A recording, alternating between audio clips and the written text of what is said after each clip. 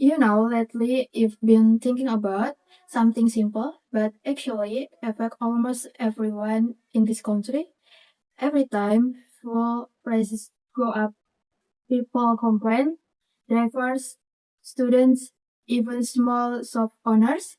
But I start wondering why does something like fuel have such a big impact on our daily life? Today, I'm not going to figure it out alone. I'm here with my friend who has been looking in this topic more deeply, Jonnedy. Hello, Jonnedy. Yeah, thank you for having me, Shavira. Honestly, I used to think full price increases only affect people who drive a lot. But after reading a few studies, I realized it's way more connected than that. It's like a chain reaction. One small change in full price can slowly move to even entire economy. So, let's start from the bigger picture. What actually happens to the economy when full price rise? Okay, imagine this. Uh, when fuel becomes more expensive, it's not just drivers who feel it. Companies that move goods, factories that produce items, even small businesses, they all start spending more. And here's the interesting part. They don't just absorb the cost. Usually, they pass it to customers. So, suddenly, everything becomes a bit more expensive without us really noticing why. I read a study by Hamilton in 2009 that explained how oil prices shocks can slow down economic activities because businesses face higher production costs. Uh, that idea really helped me understand why fuel is such a sensitive issue in economics. I feel like transport is the first thing people complain about when fuel prices rise. Why is that?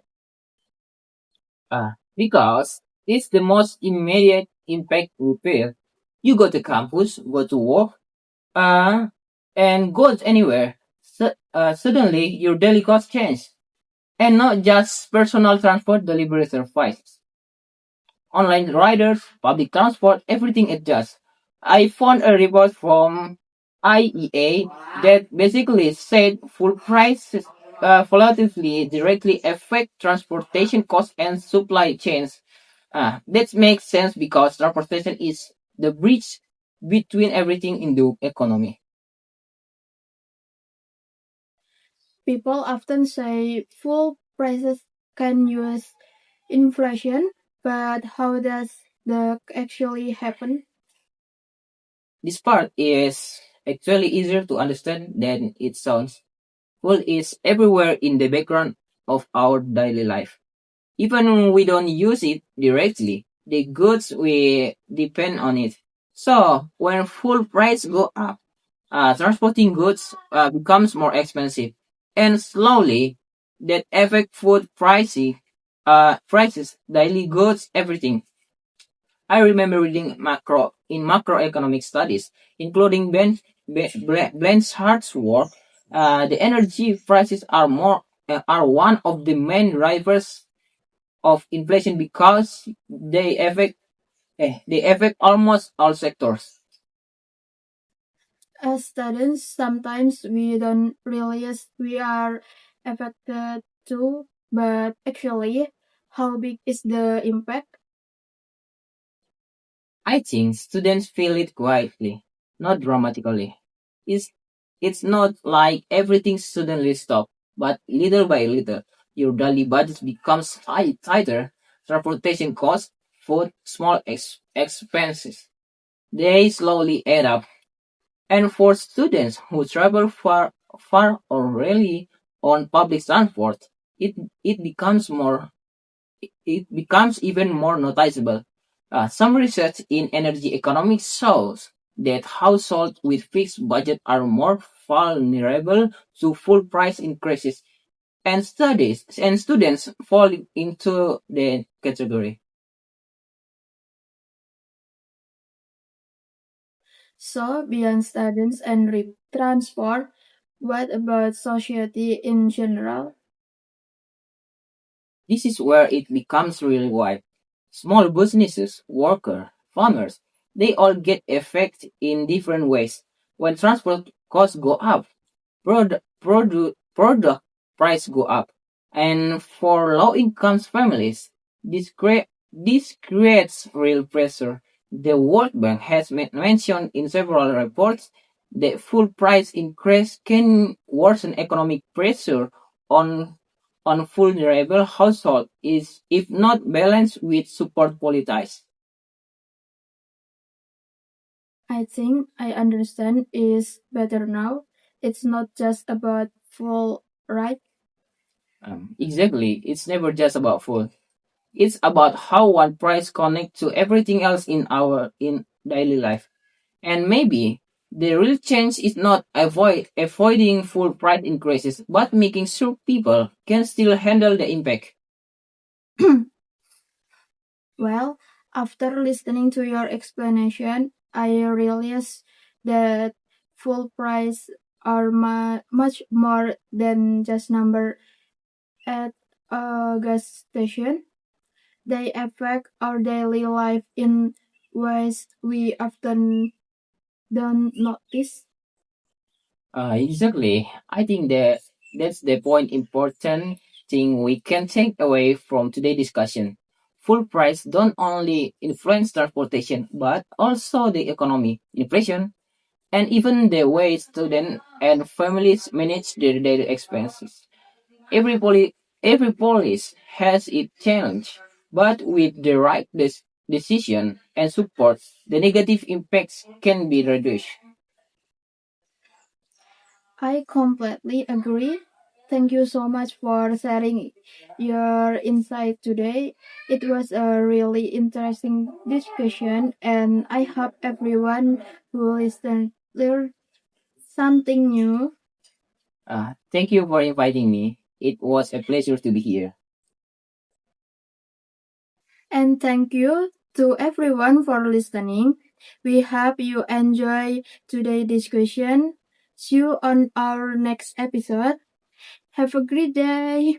Day apa day sih? Hello everyone, welcome back to Second Talk. The student perspective. I'm your host Jonnedy. Today we're going to discuss a topic that creating serious debate in university around the world. Uh, the integration of artificial intelligence or AI into academic life. Should AI widely accept in education or should we set strict boundaries? Okay, to discuss this with academic perspective, we are joined by our guest today, Safira. Welcome to the show. Hello, Jonnedy. Thank you for inviting me. I'm really excited to talk about this topic. AI is truly changing in the landscape of higher education, and it is important for us as students to look at it actually critically. Okay, let's start with the positive side. AI tools like ChatGPT and another system are widely used today. Based on the research, what are the main benefits of AI in higher education? Okay, that's a great starting point. According to the study title, the advantage and disadvantage of using artificial intelligence in education, published in the Journal of Educational and Social Research, AI significantly improves personalized experience. AI systems are very effective in processing large amounts of data quickly and improving overall learning efficiency. For example, AI can act as a 24/7 learning assistant, summarize material instantly, and adjust learning content based on its sudden pace. That's true. AI really help us span up early research and make it easier to understand complex academic materials. Uh, but every technology has its downside. What are the main concern about overusing AI in education? The same study highlighted several concerns. One major issue is over reliance on AI, which can reduce student critical thinking and problem solving skills. If students depend completely on AI for answer or writing tasks, they may skip the actual learning process. The study also mentioned academic integrity issues such as plagiarism, unauthorized assistant, and study submitting AI generated work as their own. Exactly.